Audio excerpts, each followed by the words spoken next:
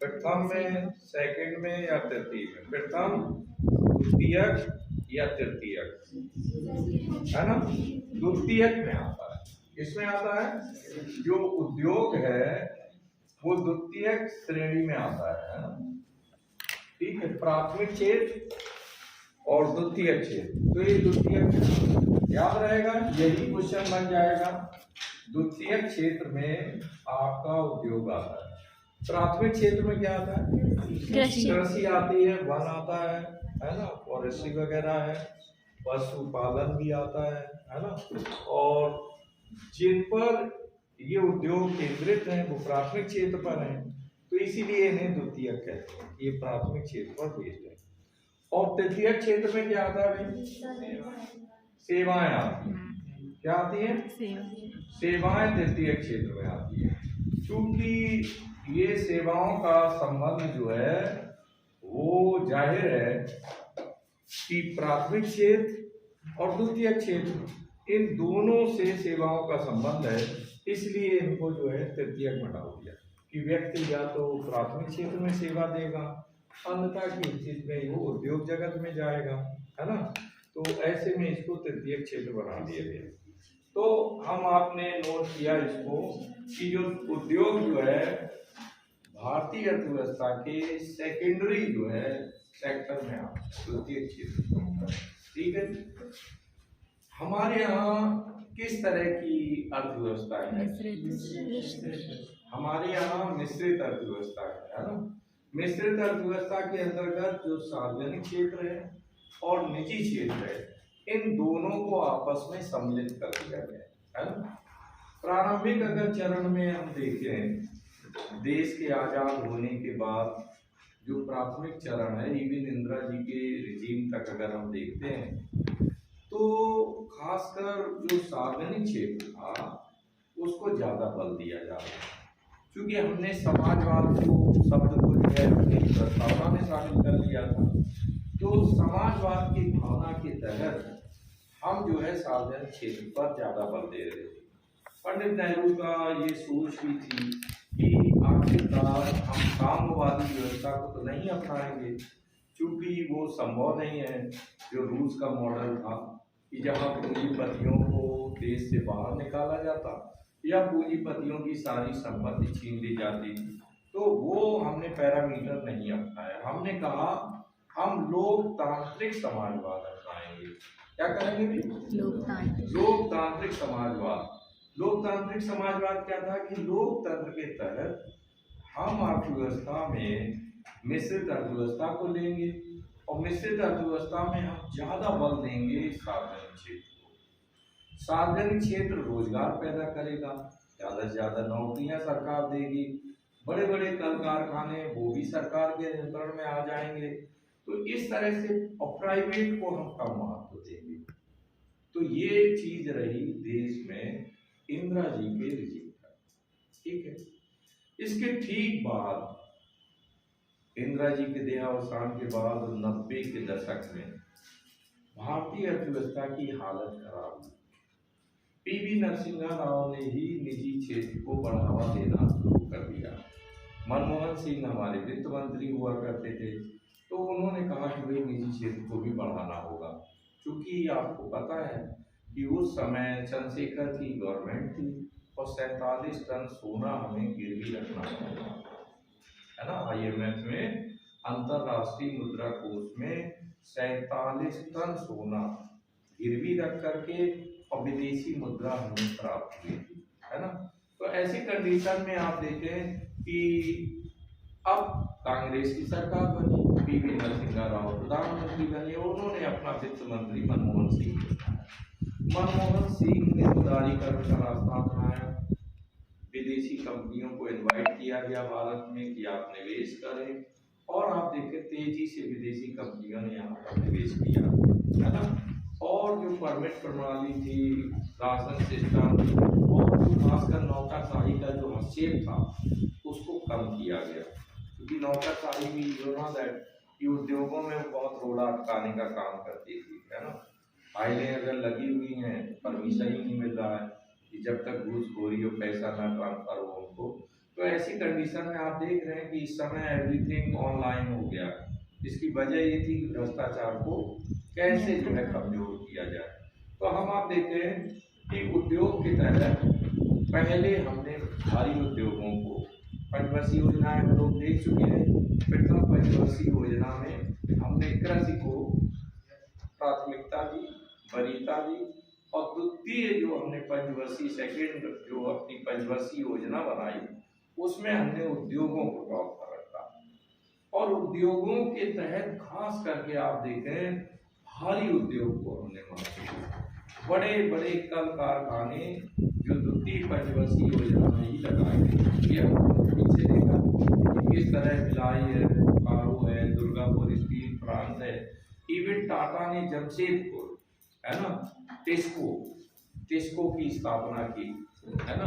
और इस तरह से आप देखते हैं कि प्राइवेट और पब्लिक सेक्टर में दोनों में भारी उद्योगों को बहुत ज्यादा बल दिया गया। ये चिंतनीय विषय है कि देश जब गुलाम था तो हमारे यहाँ छोटी मोटी चीजें भी नहीं बनती है ना, लेकिन जब हमने बेसिक इंफ्रास्ट्रक्चर को कंट्रोल किया, और खास करके यू नो दैट लोहे को काला गोल्ड कहा जाता है ना। तो जब लोहे पर हमने बहुत ज्यादा बल दिया, ज्यादातर कल कारखाने लोहे के लगाए, क्योंकि हमें पता है अगर बिल्डिंग बनना है तो उसमें सरिये का यूज होगा, अगर हमें रेलवे ट्रैक बिछाना है तो वहाँ लोहे की जरूरत है, सड़कों का जाल बिछाना है तो वहाँ हमें लोहे की जरूरत है। तो ऐसी कंडीशन में लोहे को नंबर 1 पर वरीयता दी गई। ठीक है, तो आज हम आप जो है स्वतंत्र भारत की पॉइंट नोट भी करना है। स्वतंत्र भारत की पहली औद्योगिक नीति 1948 में बनाई गई। स्वतंत्र भारत की पहली औद्योगिक नीति इंडस्ट्रियल पॉलिसी 1948 में बनाई गई।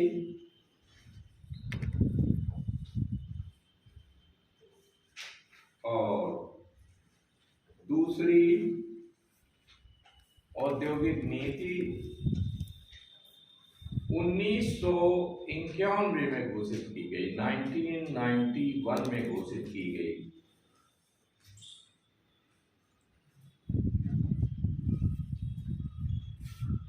अब हम आपके साथ चर्चा करेंगे खास करके वस्त्र उद्योग के बारे में। जो टेक्सटाइल इंडस्ट्री है, वस्त्र उद्योग के बारे में हम लोग देखेंगे, क्योंकि ये हमारा सबसे पुरातन उद्योग है। वस्त्र उद्योग कैसा है भाई? ये सबसे पुराना उद्योग है। आपको ये जानकर के आश्चर्य होगा कि जब जीडीपी में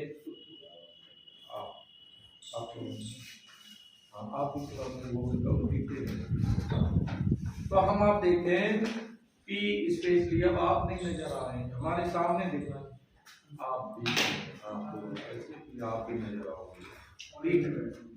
हाँ, ओके। तो हम आप देखते हैं कि स्पेशली जो है वस्त्र उद्योग सबसे पुराना है। ब्रिटिश पीरियड के पहले हमारे ढाका की मलमल और वस्त्र में हम आत्मनिर्भर हुआ करते थे और वर्ल्ड में बहुत ज्यादा निर्यात करते थे। ढाका की मलमल जो कि अब बांग्लादेश में है, उस समय हमारे देश का ही अंग था, तो पूरे वर्ल्ड में हम इसका जो है निर्यात करते थे, एक्सपोर्ट करते थे।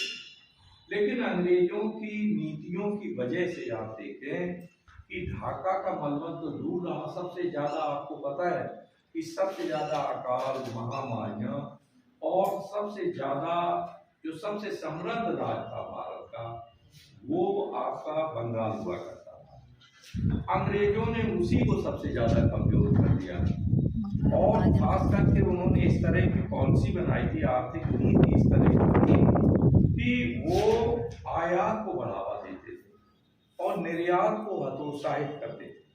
यानी वहां से जो तैयार चीजें हैं उन पर उन्होंने कम टैक्स लगा रखा जिससे आसानी से आ जाए, और यहाँ से जो हम कच्चा माल बेचते थे तो उस पर तो टैक्स उन्होंने कम लगा रखा, लेकिन जो तैयार माल हम विदेश भेजना चाहते थे तो अंग्रेजों ने उस पर बहुत ज्यादा टैक्स लगा रखा, जिसकी वजह से जो हमारे बुनकर थे और जो इससे वस्त्र उद्योग से जुड़े हुए लोग थे वो हतोत्साहित हो गए और बड़ी संख्या में बेरोजगारी के शिकार हुए।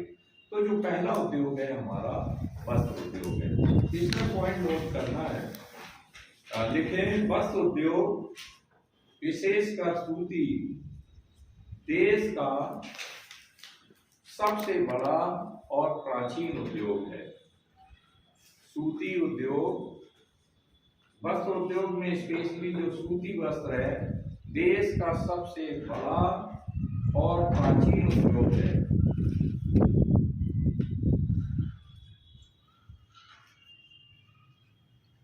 सर्वप्रथम इसको पॉइंट वाइज हम लोग लेंगे। सर्वप्रथम 1818 में, सर्वप्रथम 1818 में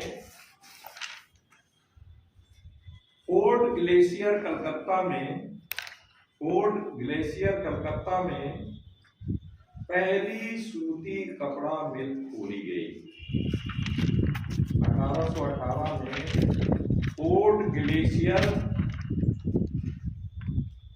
ग्लेशियर कलकत्ता में पहली सूती कपड़ा मिल खोली गई। तत्पश्चात आधुनिक मिल 1853 में मुंबई में खोली गई। 1853 में मुंबई में खोली गई सूती कपड़े की मिल, मुंबई में खोली गई। तत्पश्चात प्रथम ऊनी वस्त्र कारखाना 1876 में, प्रथम ऊनी वस्त्र कारखाना 1876 में,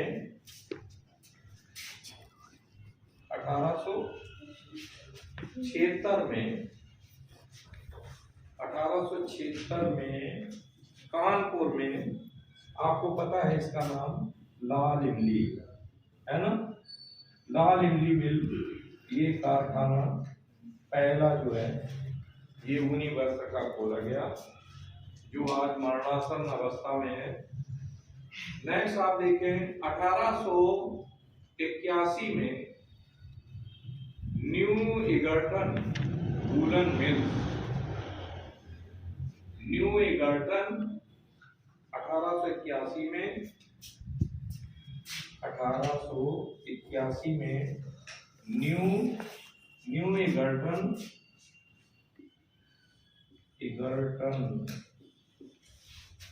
इगर्टन मिल पंजाब में धारीवाल में स्थापित हुई, धारीवाल में स्थापित हुई। इगर्टन वूलन मिल्स धारीवाल में स्थापित की गई।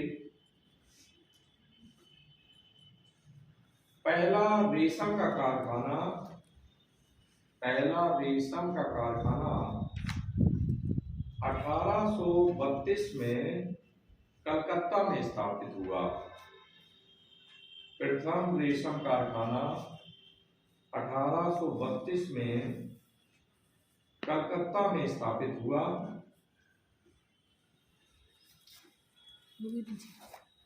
कलकत्ता में स्थापित हुआ। देश की पहली जूट मिल, देश की पहली जूट मिल रिसड़ा कलकत्ता में, रिसड़ा कलकत्ता में 1855 में स्थापित हुई।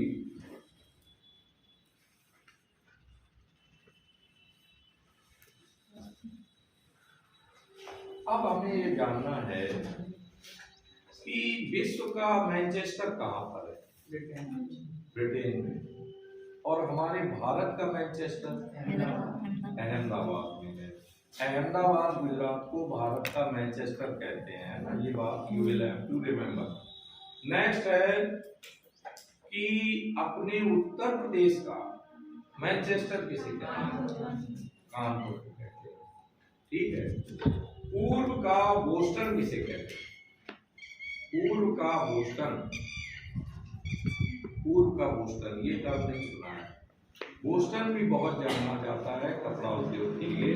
तो पूर्व का बोस्टन किसे कहते हैं? पूर्व का जो बोस्टन है उसे आपका जो अहमदाबाद है उसी को पूर्व का बोस्टन और भारत का मैनचेस्टर। अच्छा, सूती वस्त्र उद्योग में कौन से स्टेट आगे हैं?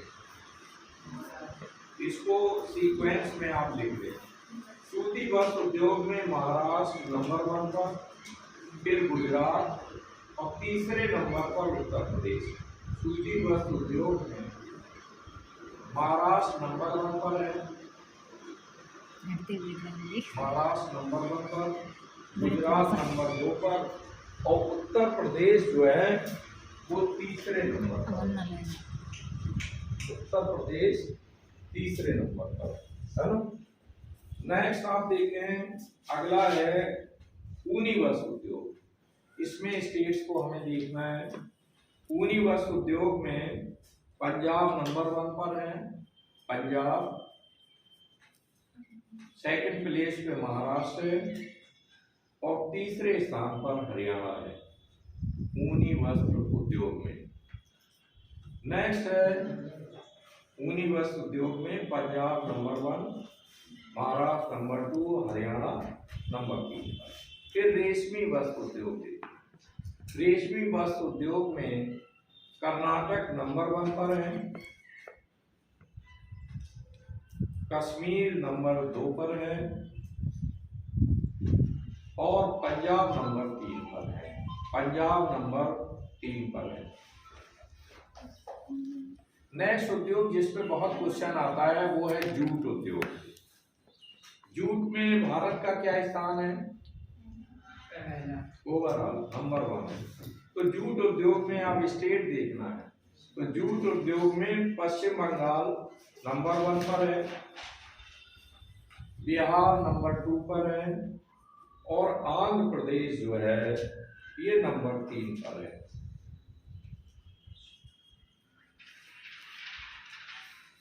नेक्स्ट उद्योग जिसकी हम लोग बात करेंगे वो है कागज उद्योग। कागज उद्योग के बारे में हम लोग जानेंगे कि इसकी क्या स्थितियां हैं और कहां कहां इसके कारखाने हैं। आज मैंने डिस्कस किया था कि अखबारी कागज का कारखाना कहाँ पर है भाई? नेपानगर में है। तो जो अगला उद्योग है वो कागज उद्योग है। और जो नोट छापने वाला जो कागज है होशंगाबाद है ना, उसमें बता। तो चलिए इसको हम देखते हैं कैसे शुरुआत की हमने कागज उद्योग में। कागज का पहला कारखाना श्री रामपुर पश्चिम बंगाल में 1832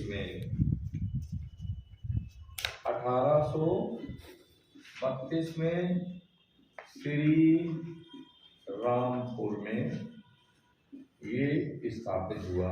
ठीक है, पहला कारखाना था ये। इसके बाद हालांकि इसके पहले प्रयास हुआ था 1816 में तंजौर तमिलनाडु में एक कारखाना स्थापित किया गया था। 1816 में, यानी जस्ट 16 साल पहले भी प्रयास हुआ था। तंजौर तमिलनाडु में विलियम कारे द्वारा स्थापित किया गया था, विलियम कारे द्वारा। लेकिन ओवरऑल एक अच्छे कारखाने के रूप में ये श्री रामपुर पश्चिम बंगाल वाला जो कारखाना है इसको पहला माना जाता है। ठीक है भाई, वो व्यक्तिगत था 1816 का। नेक्स्ट 1870 में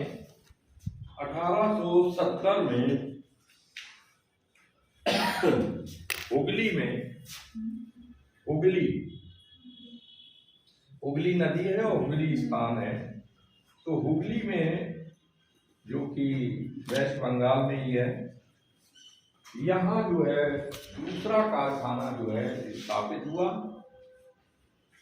और मशीन से कागज बनाने वाली आधुनिक तकनीकी का प्रयोग किया गया। मशीन से कागज बनाने वाली आधुनिक तकनीकी की प्रथम कागज मिल स्थापित हुई। आधुनिक तकनीकी की प्रथम कागज मिल स्थापित हुई। इसके बाद लखनऊ में 1879 में,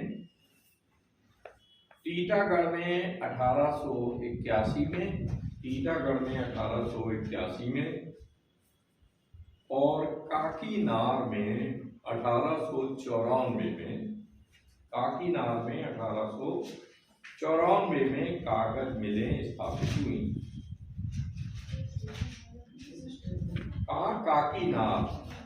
काकीनार में 1894 में स्थापित हुई।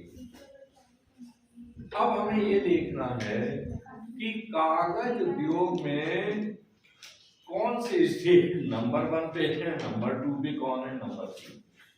तो लिखे आप, पश्चिम बंगाल नंबर 1 पर है, पश्चिम बंगाल, फिर आंध्र प्रदेश है और तीसरे स्थान पर उड़ीसा और चौथे स्थान पर मध्य प्रदेश।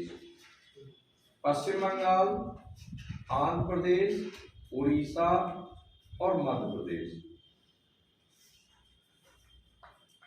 अब जिसकी बात अभी मैंने पीछे की थी कि 1955 में नेपानगर वाला ये कागज का कारखाना स्थापित हुआ। कब? काफी लेट, देश की आजादी के बाद 1955 में नेपानगर मध्य प्रदेश में अखबारी कागज की ये प्रथम मिल थी। अखबारी कागज की ये प्रथम मिल थी। इस समय देश में एक पॉइंट और नोट कर लो, इस समय देश में अखबारी कागज की 5 मिलें हैं। इस समय देश में अखबारी कागज की 5 मिलें हैं। बेल्लोर, कुरनूल में है, पुगालुर और भड़वती आदि में स्थापित है। बेल्लोर, कुरनूल, पुगालुर और भड़वती आदि में स्थापित है ना। ये बेल्लोर तमिलनाडु में है, कुरनूल कर्नाटका में। इस तरह इनको आप लोग। इसके बाद आप ये बताइए कि किस उद्योग में उत्तर प्रदेश नंबर 1 पर है? क्यों भाई? उत्तर प्रदेश ऐसे बताओ, सोच कर, कौन सा उद्योग है?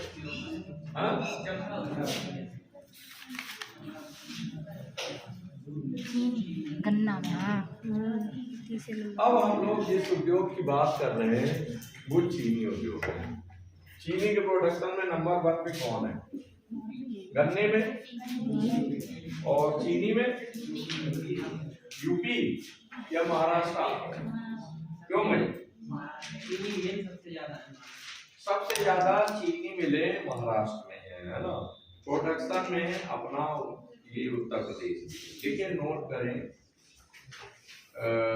अच्छा, चीनी उद्योग का कच्चा माल क्या है? गन्ना है ना। अन्य चीजों से भी बनती है ना, बट बहुतायत मात्रा में हमारे यहाँ गन्ने की बनती है। अच्छा, विश्व में क्या स्थान है भारत का चीनी प्रोडक्शन में? दूसरा। पहले में कौन है? चीन पहुंच गया है। क्यों भाई? हम ही है नंबर 1 पर। हम लोग नंबर 1 है। चीनी तो बना ही सकते हैं, तो चीनी में हम लोग नंबर 1 पे है। चाइना हमें चेस कर रहा है। और इसके अलावा आप देखें कि उत्तर प्रदेश आपका काफी आगे चल रहा है। हाँ, अगर ये पूछा जाए कि निर्यात में किसका नंबर 1 प्रदेश है, हमारे यहाँ आबादी ज्यादा है तो हम जो उत्पादन करते हैं उसकी खपत देश में ही है। श्रीलंका जो है चाय में और चीनी में काफी जो है निर्यात करने में आगे रहता है ना, और चीन की भी आबादी बहुत ज्यादा है, तो जो छोटा देश होगा वो बढ़त ले जाएगा। तो आप लिखें चीनी उत्पादन में पहले स्थान पर, रिसेंटली शायद महाराष्ट्र आगे आ गया है। जी सर, नोट कर ले, चीनी उत्पादन में प्रथम महाराष्ट्र है और दूसरी जगह पर सम्मानित स्थान पर उत्तर प्रदेश है ना, द्वितीय स्थान पर उत्तर प्रदेश है और तीसरे स्थान पर तमिलनाडु है। ठीक है, तीसरे स्थान पर कौन है? तमिलनाडु है और चौथे स्थान पर कर्नाटक है। चौथे स्थान पर कर्नाटक। सर्वाधिक चीनी मिले महाराष्ट्र में है ना, और इसके बाद नंबर 2 पर उत्तर प्रदेश में है चीनी मिले, तीसरे आंध्र प्रदेश में है ना। अच्छा, sugar bowl of the world किसे कहते हैं? क्यूबा को कहते हैं। ये पॉइंट लिख लो। विश्व का चीनी का कटोरा किस देश को कहा जाता है? विश्व का चीनी का कटोरा किस देश को कहा जाता है? क्यूबा को कहा जाता है। यानी क्यूबा में चीनी का उत्पादन बहुतायत होता है ना, इसलिए sugar bowl of the world कहा जाता है। अब हम आप देखते हैं कि लोहे के बाद जो उद्योग जो है बहुत ज्यादा हमारी बिल्डिंग, पुल, एवरीथिंग के लिए जरूरी है, तो वो सीमेंट उद्योग है। कौन सा उद्योग है? सीमेंट उद्योग। किसी एक सीमेंट के कारखाने का नाम बताओ जरा भाई। सीमेंट का एक कोई कारखाना, चुर का नाम सुना है? चुर, ढाला।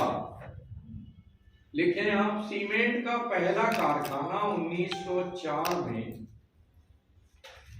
सीमेंट का पहला कारखाना 1904 में पिंपरी नामक स्थान पर स्थापित हुआ।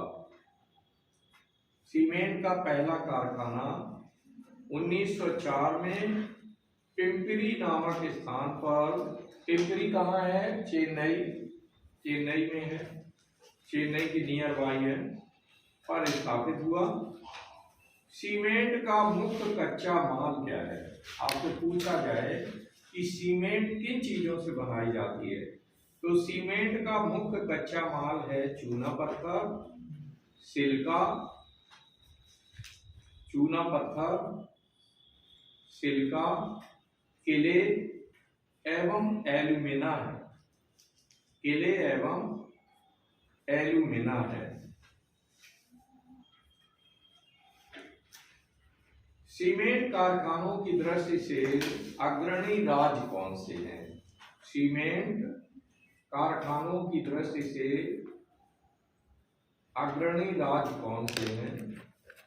तो इसमें मध्य प्रदेश नंबर 1 पर 21% के आसपास उत्पादन कर रहा है, आंध्र प्रदेश दूसरे स्थान पर, राजस्थान तीसरे स्थान पर और गुजरात चौथे स्थान पर। ठीक है, चारों स्टेट के नाम डालो। पहले स्थान पर कौन है? मध्य प्रदेश, दूसरे आंध्र प्रदेश, तीसरे स्थान पर राजस्थान और चौथे स्थान पर गुजरात।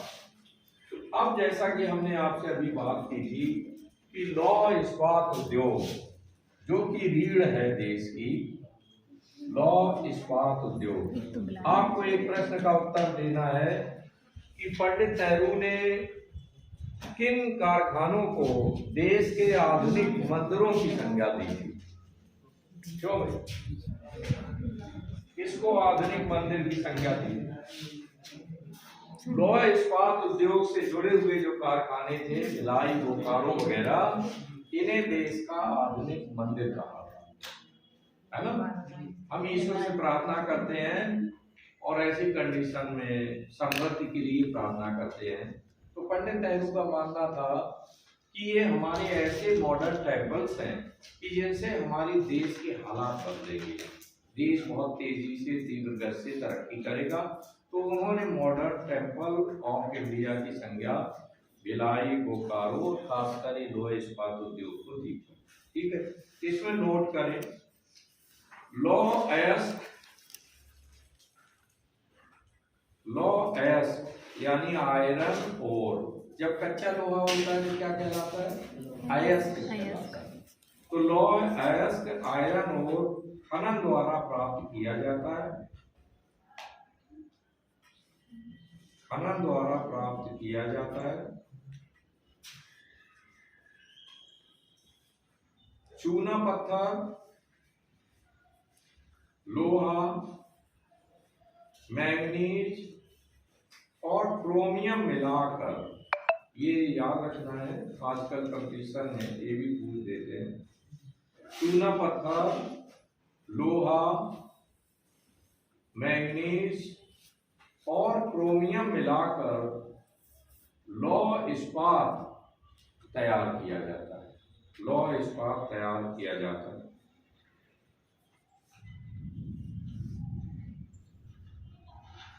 लिखो क्रोमियम और मैग्नीज से, क्रोमियम और मैग्नीज से लौह इस्पात में लचीलेपन का गुण आता है, लचीलेपन का गुण आता है।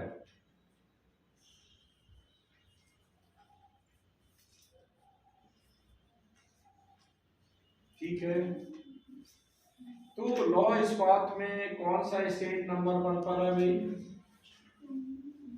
रिसेंटली अपडेट कौन है भाई? लौह इस्पात में कौन सा प्रदेश नंबर 1 पर है? बिहार से अलग हुआ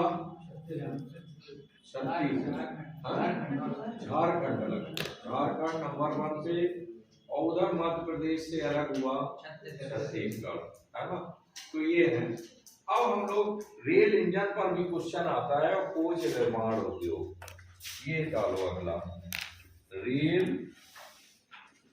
निर्माण यानी रेल की जो डिब्बे वगैरह बनते हैं, इन पर क्वेश्चन प्राय कंपटीशन में। क्यों लाइट नहीं जलती है? कोई लाइट नहीं।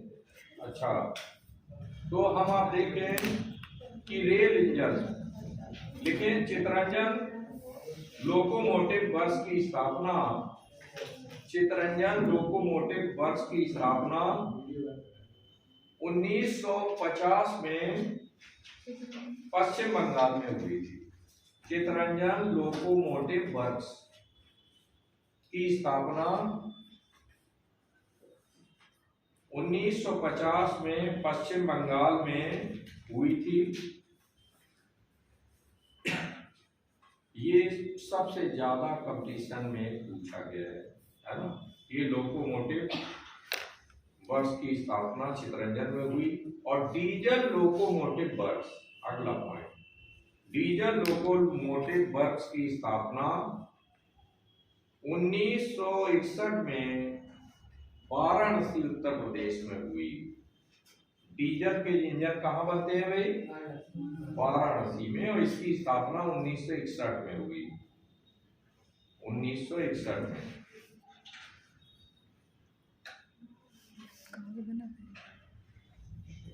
लिखे Hindustan steel limited, Hindustan steel limited तथा Tata iron and steel company, Tata iron and steel company, TISCO, इसको शॉर्ट में टिस्को बोलते हैं, TISCO, TISCO, TISCO, Indian iron and steel company, Indian iron and steel company, इसको शॉर्ट में इसको कहते हैं, IISCO, इसको द्वारा रेल की पटरियां निर्मित होती हैं। इन कारखानों से जो लोहा बनता है उससे रेल की पटरियां निर्मित होती हैं। Next point, railway coach factory. Railway coach factory कारखाना कपूरथला पंजाब में है, ये याद रखना। Railway coach factory Kapurthala Punjab में है। और इंटीग्रल कोच फैक्ट्री, अगला point, integral coach factory Perambur Madras Chennai में। इंटीग्रल कोच फैक्ट्री, यहाँ डिब्बे बनते हैं दोनों जगह पर। Integral coach factory Perambur Chennai में है। यहाँ पर रेलवे कोच बनते हैं, रेलवे कोच बनाए जाते हैं। ठीक, अच्छा कुछ चीजों का हम लोग रिवीजन करते हैं, इसको क्लोज